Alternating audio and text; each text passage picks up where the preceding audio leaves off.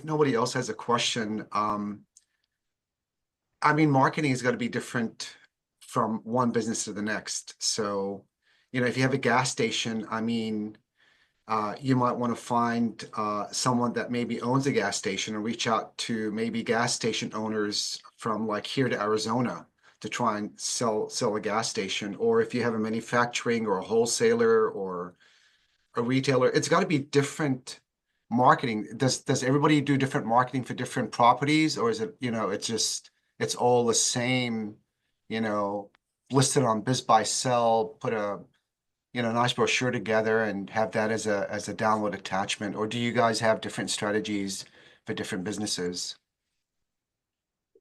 Hi, Tanya. Since John mentioned about the wholesaler, I would like to ask you for the wholesaler, the valuation, do we consider the same to the retail when we calculate? It will be different. Valuation of a wholesale business versus a retail business? Yes, for example, I have a seller approach me and he sell online for 35 years, the toy. And he said his company have many, many good customer, blah, blah, blah. But when I look at his financial, the number very low. So how do you gonna calculate for 35 years wholesale online, but the number less than $300,000 if we use the profit and calculate? It doesn't make sense to him. Yeah, well, I mean, wholesale distribution companies have much smaller margins, profit margins typically, so their revenue, their top line revenue needs to be a lot higher in order to come up with same values. But in general, yes, I value them. I use the same methods to value them in that you are looking at cash flow. I mean, that's what buyers are looking at, is the cash flow. So it doesn't matter if they sell wholesale, retail, or whatever. Ultimately, how profitable is the business? What you calculate out your seller's discretionary earnings, and you're going to be going from there. John, back to your question. And marketing, yeah. I think it depends. So for smaller businesses, I think a lot of times your small Main Street businesses are going to be put into BizBuySell or whatever, and BizBen, BizQuest, BusinessBroker.net, and all the rest of them, and that's really how they're marketed when you're dealing with small retail in Main Street.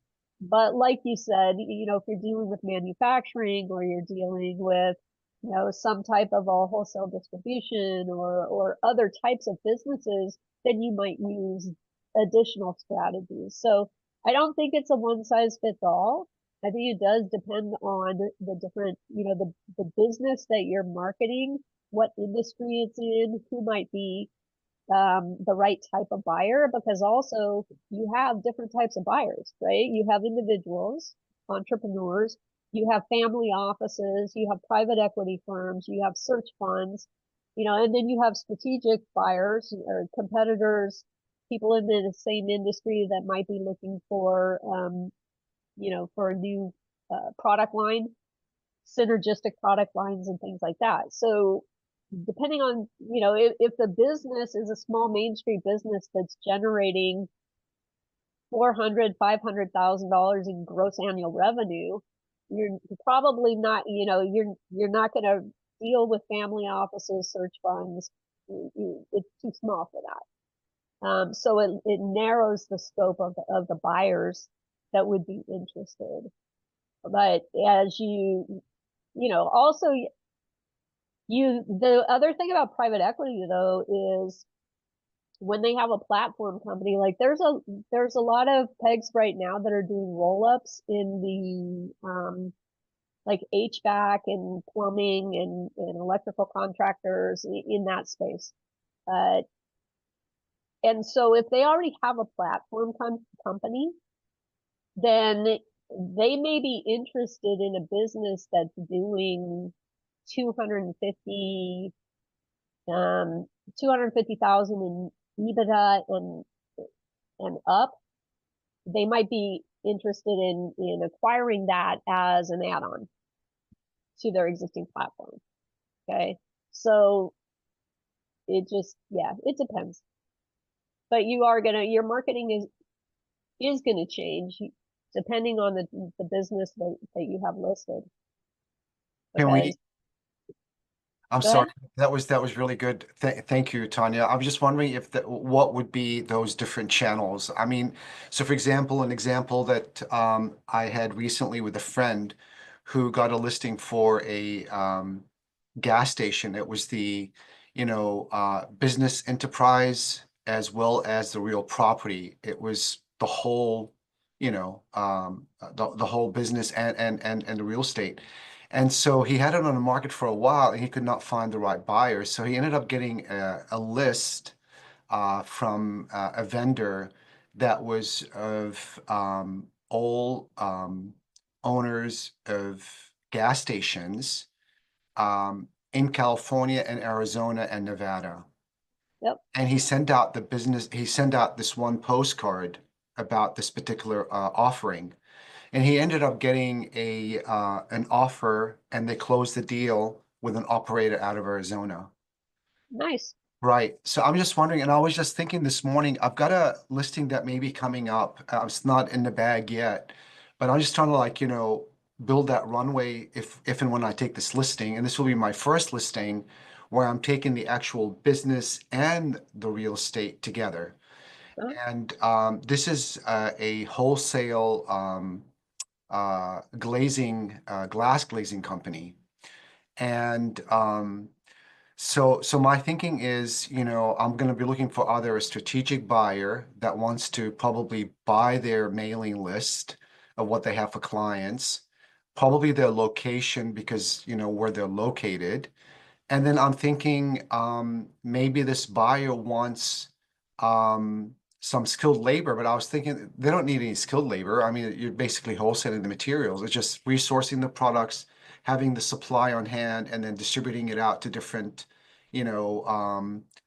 glass installers, right?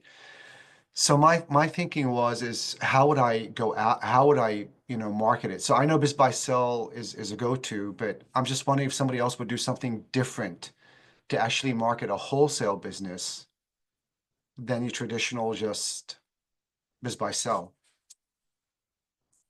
I mean, I think that I would have a chat with the seller on that one as to who their primary competitors are.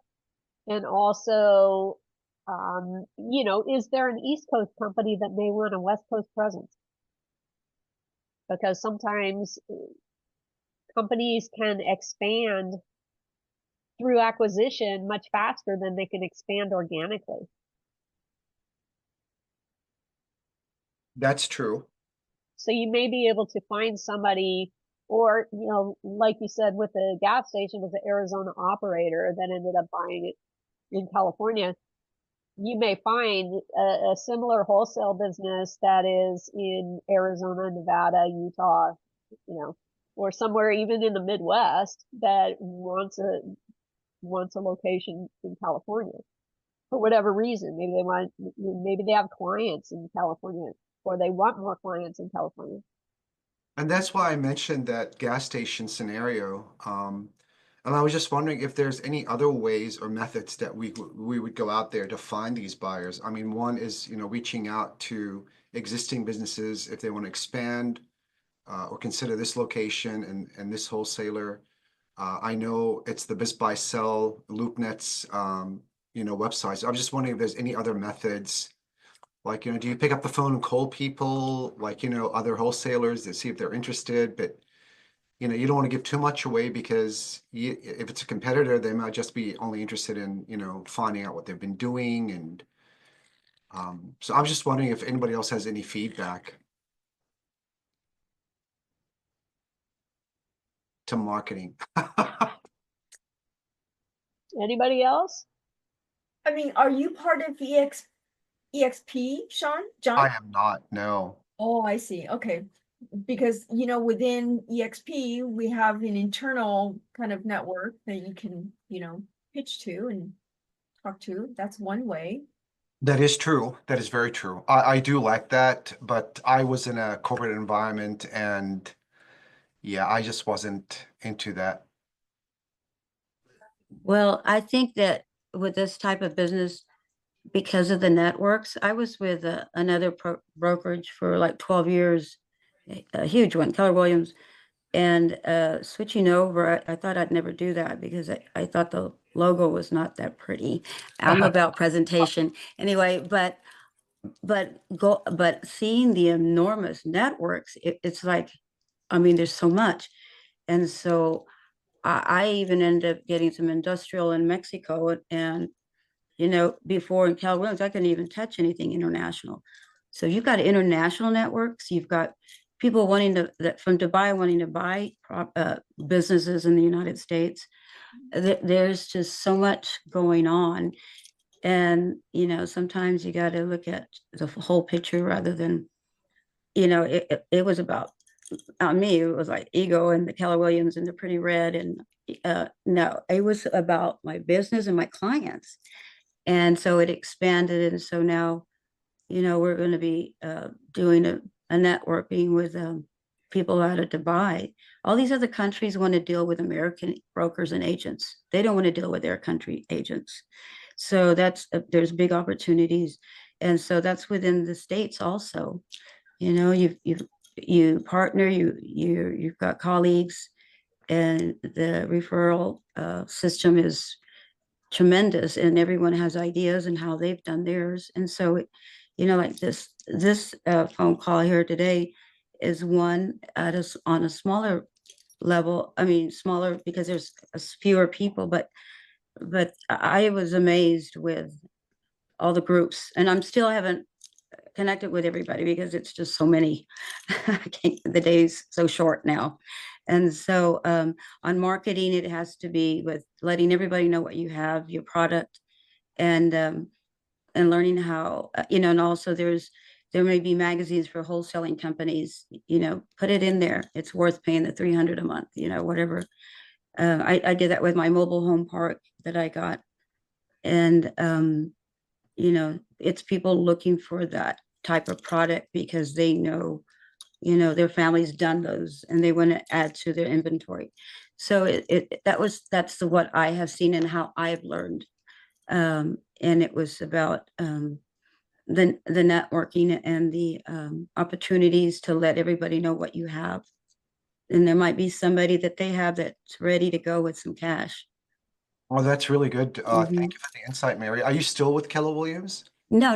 I left him about a year ago to EXP. That's what I was telling you. My Oh, experience is like, wow.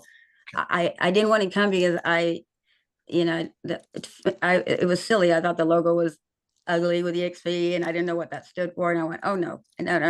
But coming in because I needed to expand my commercial, and I started in real estate with luxury selling, and I was killing it. But you know, the market shifts and we always have to be ready for the shift, and we're in the shift right now, even with commercial.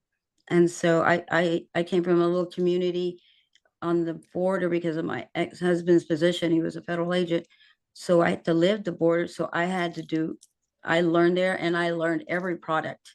So I'm an expert in farm and ranch, luxury, and commercial, but I like commercial. So Good for you. it takes Yeah, a little that's awesome. longer, but it's so much it's sweeter when you close. So and then you get to meet people. And then now that your different seasons of your life, I'm getting my global certification so that I could sell that property in Dubai if I can one day, because that's the only time I'm going to get to travel. I've always had to work. But going back, the networking with you, even with your own brokerage, whoever you have your license with, you know, the chambers, everybody, they need to know what you have. Thank you. No, that was really well said. Thank you so much, Mary.